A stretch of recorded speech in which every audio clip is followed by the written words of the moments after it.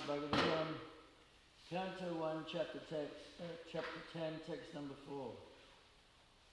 Kamam vivasha pajanya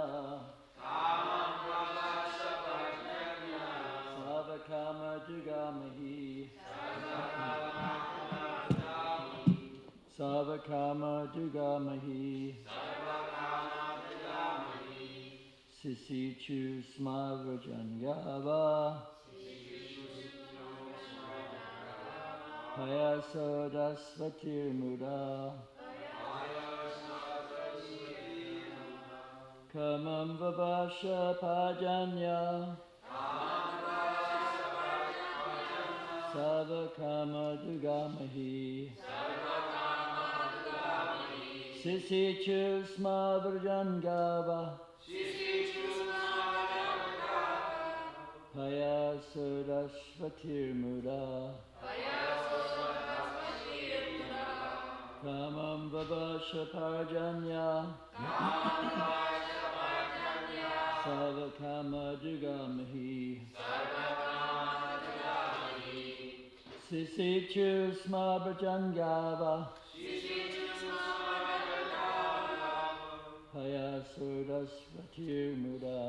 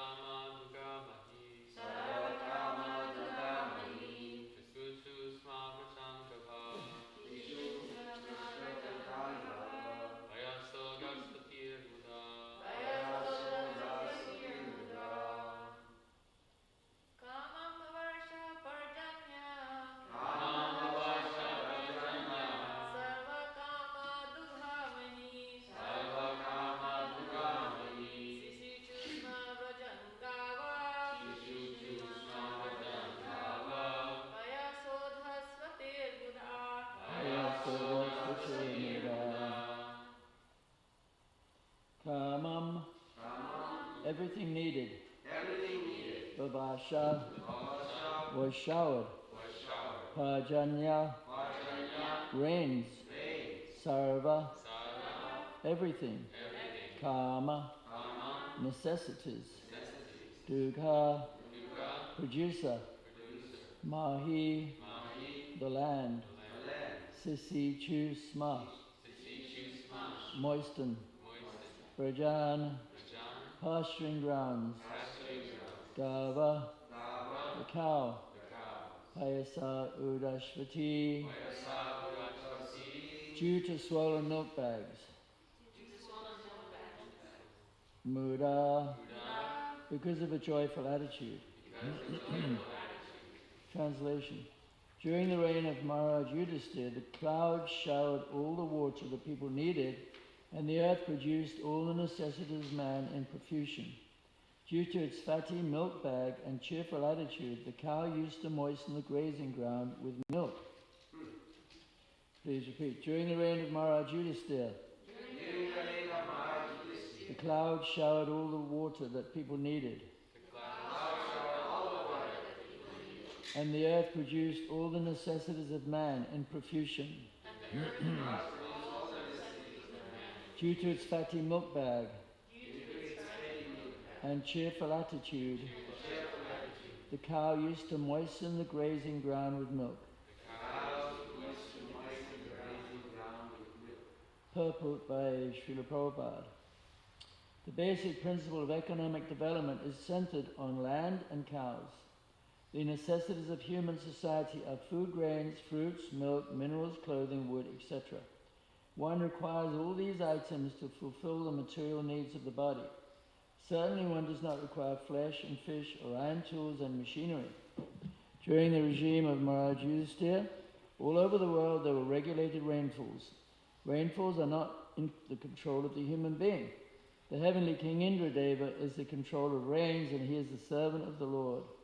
When the Lord is obeyed by the king and the people under the king's administration, there are regulated rains from the horizon, and these rains are the causes of all varieties of production on the land. Not only do regulated rains help ample production of grains and fruits, but when they combine with astronomical influences, there is ample production of valuable stones and pearls. Grains and vegetables can sumptuously feed a man and animals, and a fatty cow delivers enough milk to supply a man sumptuously with vigor and vitality. If there is enough milk, enough grains, enough fruit, enough cotton, enough silk, and enough jewels, then why do the people need cinemas, houses of prostitution, slaughterhouses, etc.? What is the need of an artificial, luxurious life of cinemas, cars, radio, flesh, and hotels? Has this civilization produced anything but quarreling individually and nationally? No. Has this civilization enhanced the cause of equality and fraternity by sending thousands of men into a hellish factory and the war fields at the whims of a particular man? It is said here that the cows used to moisten the pasturing land with milk because their milk bags were fatty and the animals were joyful. Do they not require, therefore, proper protection for a joyful life by being fed with a sufficient quantity of grass in the field?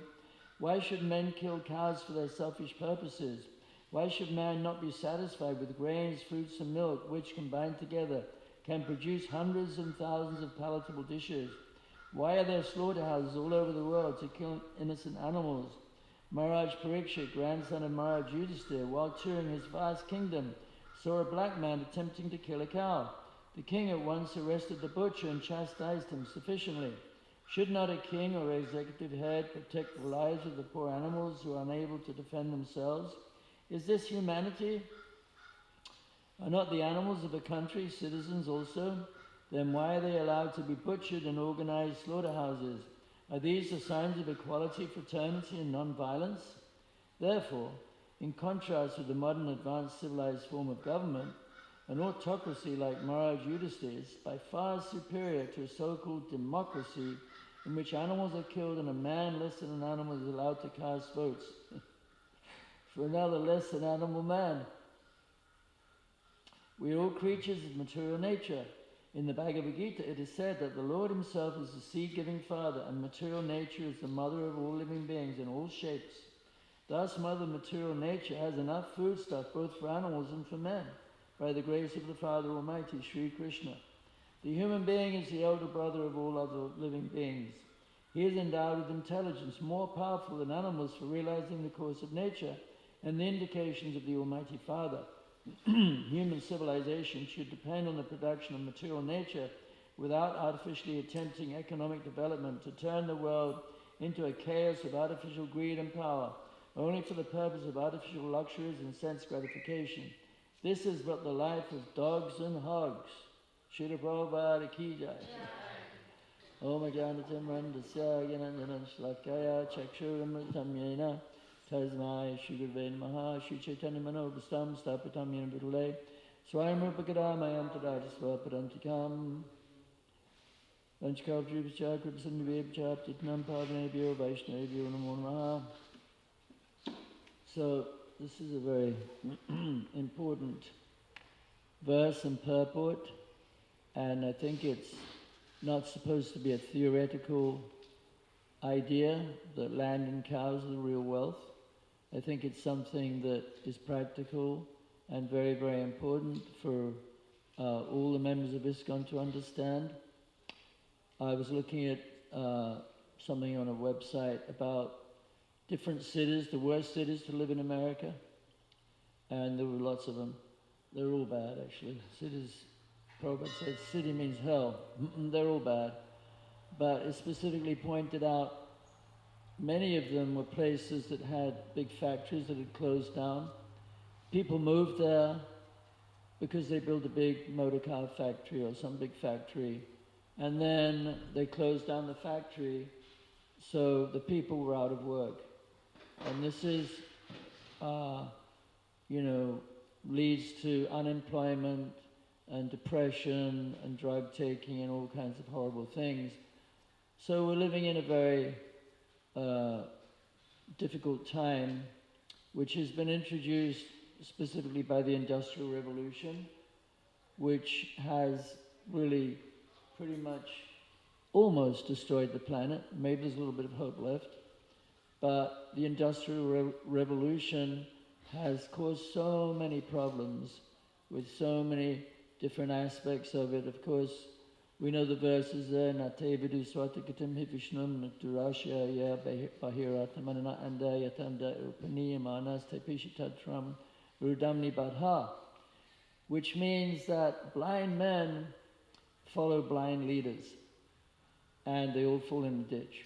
These blind leaders are all tightly bound by the ropes of material nature, and they're very thick, and they can't get out.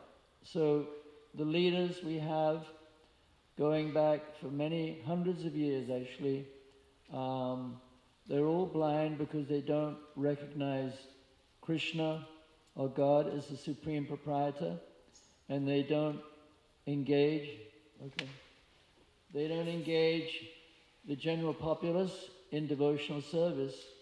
Therefore nobody is happy, and therefore we've come to the point that we have now, that depression is rampant, the environmental destruction is almost gone too far.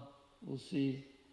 I'm wondering, what my karma will be, because as somebody who enjoyed the benefits of, the so-called benefits of industrialization, washing machines, hot running water, all these modern benefits, and I've enjoyed them, and now the crunch is coming where we've destroyed the planet, or so many problems are there. Will I have to come back in my next life? Will it be my karma to come back and be in the world when all these problems become more manifest? We'll see. I don't know. So, because today's class, or the purport today, I think the idea is that we're supposed to comment on the purport. I think that's what Prabhupada did, and that's what we generally do in ISKCON. So because we have so much emphasis on living on the gifts of nature and cow protection, I don't know a lot about it. I know a little bit about it, but I believe in it very strongly, and I want to talk about that, and I'm going to quote from a lot of things that Srila Prabhupada said about it, and I believe it's very important. I think it's more relevant than ever, and I think that ISKCON is failing in many ways by not having more emphasis upon this, because we see now that society is falling apart in many different ways, and that we're affected by it. We're affected because we all live on the grid, we all buy food in the stores, we're all dependent on the modern infrastructure, and this is not something that I don't think Prabhupada wanted that. So Prabhupada gave many instructions about cow protection and simple living and high thinking. Some of them are in some of the last purports he wrote while he was still present on the planet. And here we have 10th canto, chapter 6, text number 19, where Krishna had actually escaped and killed Putana. And of course, not only were the gopis, there were cowherd women, and there were gopas, and Nanda Maharaj was the cowherd king. It was all about cows. Krishna's always with the cows. He goes out with the cows every day. But here, when Krishna was attacked by Putana, this verse demonstrates the importance of the cows. So this is verse number 19. Thereafter, Mother Yashoda and Rohini, along with the other elderly gopas, waved about the switch of a cow to give full protection to the child of Sri Krishna, purport.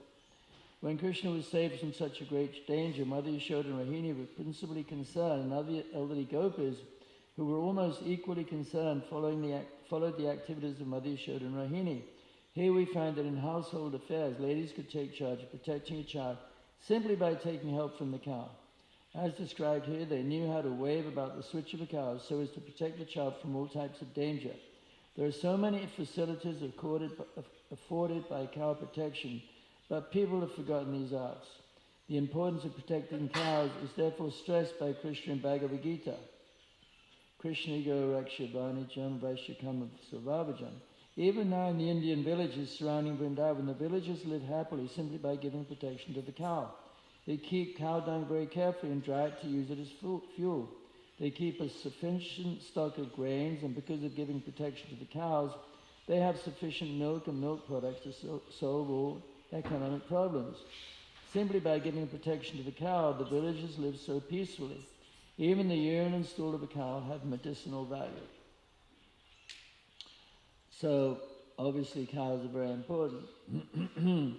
And, sometimes devotees think that it's just Vaishyas that should be concerned about cow protection.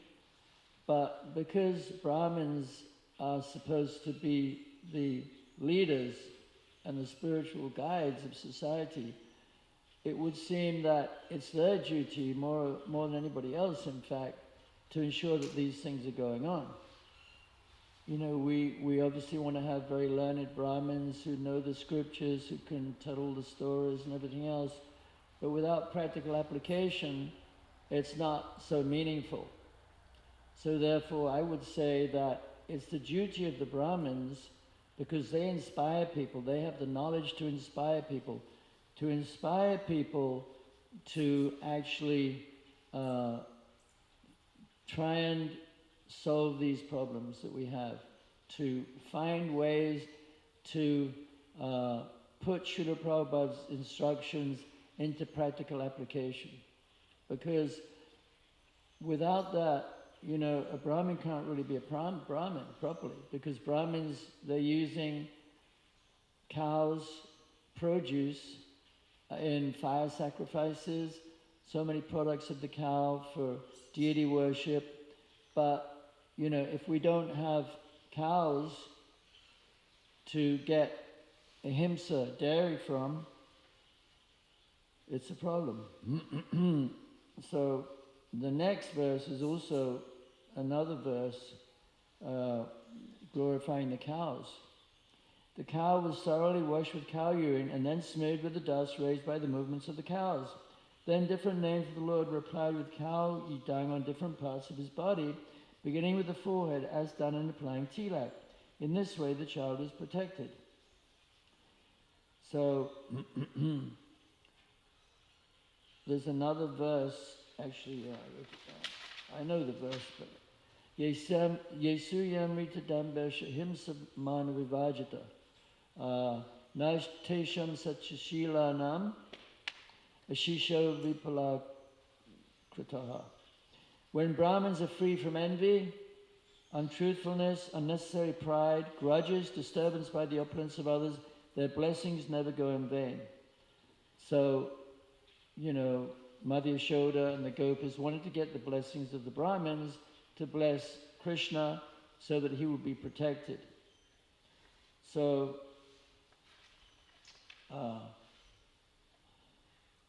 it's an interesting thing also. Prabhupada was very concerned about devotees' health.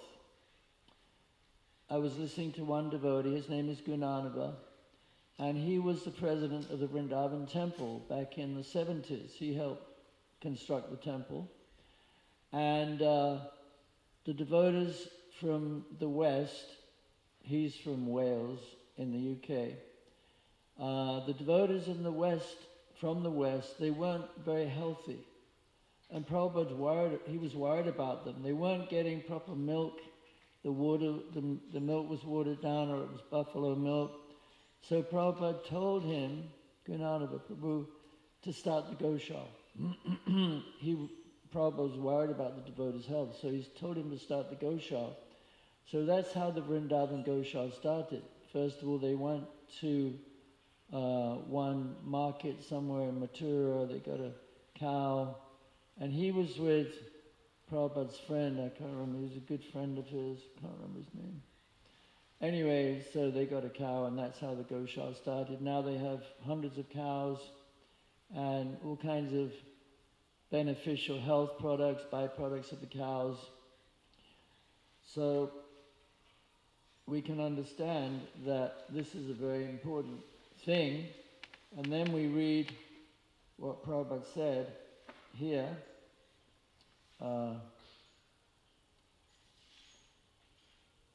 This is from some of Prabhupada's letters. I've already discussed in my Srimad Bhagavatam, for economic problem, one requires a little land and a few cows, then the whole economic problem is solved. We should use our time for elevating ourselves in Krishna consciousness than for so-called economic development. If we are satisfied with plain living with minimum time and the balance is engaged for elevating our Krishna conscious program, then every man can be transferred to Goloka Vrindavan just in this very life. The modern civilization has encumbered the mode of living, and people are engaged all the time in the matter of eating, sleeping, defending, and mating. So,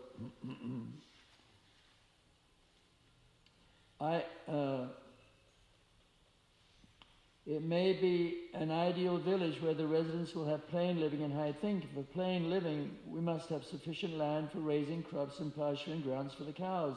If there are sufficient grains and production of milk, then the whole economic problem is solved. The whole idea is that people residing in New Vrindavan may not have to search out work outside.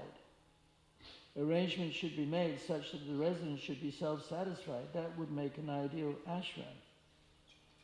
So this is what Prabhupada wanted, actually. So, we have a nice school here, and I really think it's a great school, and my grandchildren go there. But I think it would be better if we could figure a way out how we could have communities where devotees live simply and they learn trades like, putting hoofs on cows, or, learning how to build houses, practical things that you actually need in life.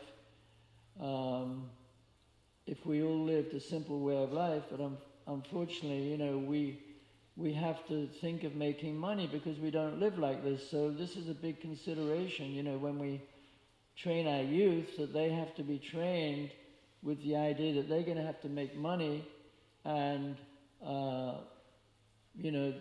they will become compromised, because we see that when devotees have to either work for somebody else in some kind of a job, they become subservient to that person who may not be a devotee. They may be a devotee, but at the same time, even if they're a devotee, they still have to work very hard to make money to survive.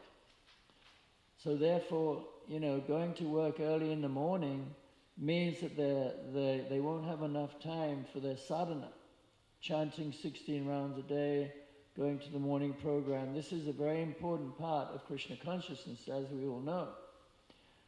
So I feel that, without these farm communities, we will not be an ideal society. And I think, honestly, that, Prabhupada would be very disappointed that we haven't managed to do this. And I personally, I feel some responsibility. I mean, I'm a book distributor. I love distributing books. I love preaching. I think this is incredibly important. Prabhupada said it's the most important activity, and I agree with that. But at the same time, we're distributing millions of books, and it's great. And I love it. The more books, the better. But we have to show people. We can't be just tunnel vision, we distribute books, but we don't put into practice what we distribute. This is not really ideal. So we're trying to become an ideal society that shows people how to live, how the books are written. Living like this. Living off the land, protecting cows, living simply. So, we don't really hear this kind of talk very often, and that's why I'm bringing it up, because I think it's very, very important. And, Prabhupada did give a lot of instructions about it, and ultimately, especially at the end of Srila Prabhupada's life, when he was practically dying, he emphasized Varnashram so much. He wanted every temple to have a Varnashram college where devotees would be trained in their different Varnas. He wanted all Varnas. He wanted to have Kshatriyas, he wanted Brahmins, he wanted Vaishyas and Sudras.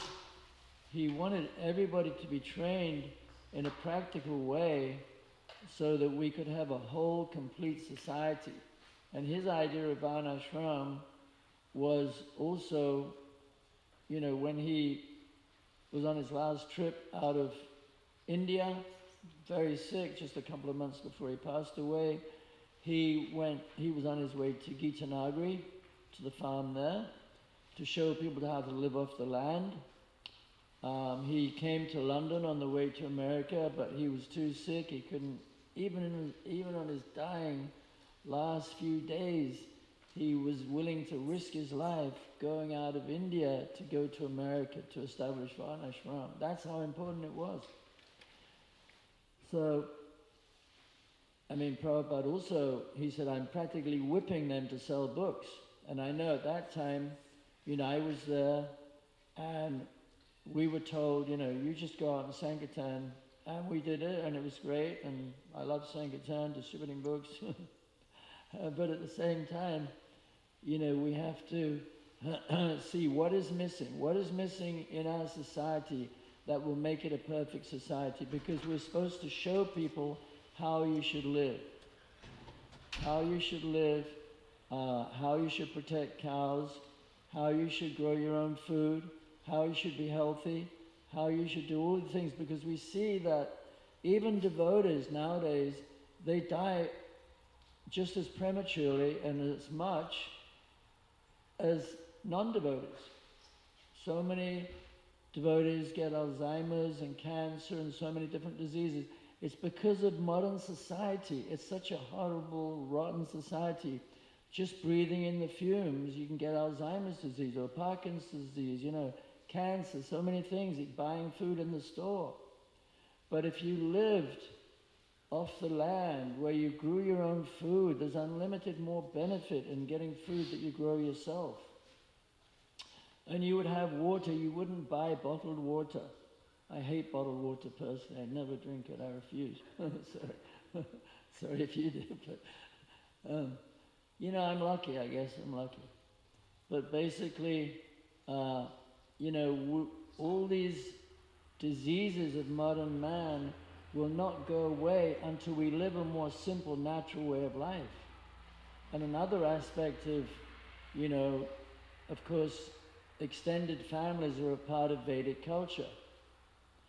So, extended families would mean that instead of people, devotees, when they get old, they have to go into some kind of care facility and be cared for by non-devotees, they could be cared for by the relatives. You have a community where you have your whole family, and there's grandparents, and there's aunts and uncles, and everybody lives in close proximity, and so there's a lot of support for the children, there's a lot of support for the elderly people. So I think this is how society is ideal, and Prabhupada wanted us to show people an ideal society. He didn't want just an armchair philosophy. He wanted an ideal society that we actually show people how to live. One of the 7 purposes of ISKCON is to show people a simple, more natural way of life. So it's just something we need to think about. Maybe we don't have what it takes but somehow or other, maybe somebody's out there listening who is very inspired, or has got a lot of potency to enthuse people to think about this and maybe do something about it. Because here in Alachua, devotees own so much land and property around here. If you added up all the land and property, the value of it in this area, it would come to probably about $10 million. $10 million. And, I'm not trying to tell people what they should do, because it's their life. But it would be wonderful if, people got together and bought one large piece of land, like 1,000 acres, because you need a big piece of land, because you want to be able to have enough facility for future generations to live there as well. We have to think of the future. So obviously you need a large piece of land, and everybody could see the cows on a daily basis. The children, I'm kind of proud, I guess, of my granddaughter, because she helps milk the cows. She's only 9 or something. So it's nice. So I think that would be ideal. We're trying to be an ideal society. Anyway, here we go. It's easy now. Anyway, here's a couple of other things Prabhupada said. Poet Cowper, this is John Cowper's famous British poet, he stated, "The city is made by man and the village is made by God." So in the village there is a natural tendency for Krishna consciousness. So we want to develop such atmosphere in New Vrindavan, which unfortunately has kind of gone off track, but it doesn't mean it can't be done somewhere else. Like in Hungary, they're doing it very nicely. If we can keep cows sufficiently and grow our necessary foodstuffs, then we shall show a new way of life to your countrymen. Completely spiritual life and healthy atmosphere and divine consciousness. The whole idea of New Vrindavan is that men who are living there should produce their own food, of which milk is the principal thing. So milk is so important for human beings. We don't hear it very often, but this whole vegan movement, in a way it's good, but at the same time, vegans, according to Ayurveda, they cannot have good health. But we need to get proper milk, which is hard to buy in the store, because most of the milk you buy in the store is not good milk. Not only has it been homogenized and pasteurized, but it comes from the wrong kind of cows, because there's different types of milk from different kind of cows. So these are all things we have to think about. The rascal leaders say it is primitive to remain on the farm, but to do business in the city and become rogue and rascal, that is advanced. They have dog race, horse race, gambling, Coca-Cola, Pepsi-Cola, all unnecessary. Now our next program will be to organize farming land to set an example to the whole world, how people can be peaceful, happy and free from all anxieties, simply by chanting Hare Krishna Maha Mantra and living an honorable life in Krishna consciousness. Hare Krishna. Nice. Just a couple more. This one here. Our farm projects are an extremely important part of our movement. We must become self-sufficient by growing our own grains and producing our own milk. Then there will be no question of poverty. Amazing, eh? In the Srimad Bhagavatam, there's one place where the cowherd man with Nanda Maharaj, they are dressed very opulently, and Prabhupada says that just by keeping cows, they became so wealthy. And then he talks about how in modern day India, the cowherd people are dressed very niggardly. Does everyone know what niggardly means? Niggardly means like in rags. It's just a British word, you don't hear it very often.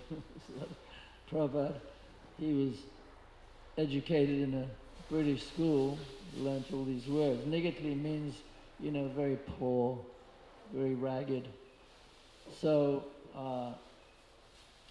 Anyway. We should probably see if we can change the word to mindfully, right?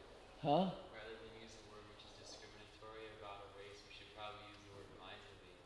Miserly, you could Some use people that go word. through and they go through the Bhagavad Gita and cross out niggardly and put miserly, just because it's. Anyway, so this is very important. We should all think about it and try to figure out how to do it. It's never too late. So I'll finish there. Any questions or comments, reflections, comments, anything? I really like what you say and what you discuss, and I think that you say we all buy things, but I think in a religious community, we have an opportunity to initiate it and to take sannyas at some point. To what? To initiate and then take sannyas at some point in time, and then we're no longer dependent upon buying things, right? Then Yeah. We've taken dependence upon the community and the commitment of helping others reach spiritual enlightenment. Yeah. And sacrificing our choice so others choose for us what materially we receive. Got the microphone? And I also really appreciate, in my family, I see the same things here. Oh, okay.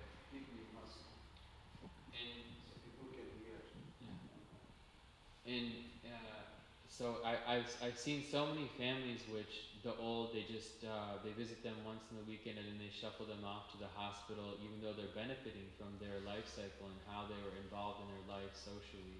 Right. And it's really sad to see. I said to my parents, why don't you allow me caring for you in your old age and helping you around the house and things like this, and I can continue practicing my religious life and visit back, between like temples and ashrams. Between temples and ashrams, I can help my family. But it scares them because there's so much emphasis on modern medicine and the thought that, we need hospitals and we need 50 different prescriptions just to survive, which isn't true. I don't have any health insurance.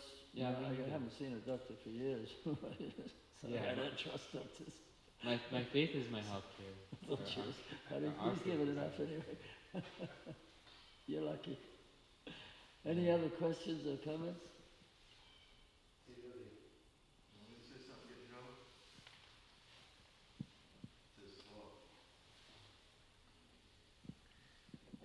One thought I had is ultimately it's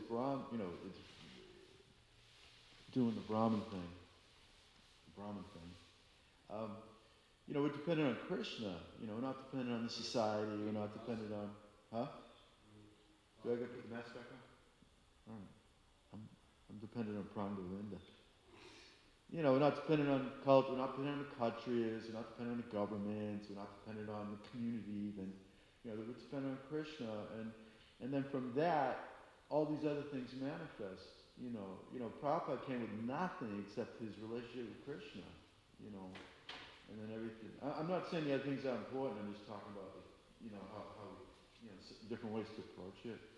But he wanted devotees to follow his instructions. Oh yeah, but that was all based on his. We can't and we just all say. Were inspired to do it based on. We can't just say, well, leave it up to Krishna. I wasn't saying that. Okay. No, but we don't leave it up to Krishna because we have our service to do, and that's our purification. That's our, that's real. But that service is good in the context that it's ultimately Krishna. That's in charge. Yeah, of course, absolutely. Anybody else? Ron? Hare Krishna. Srila Prabhupada ki jai. Ashram ki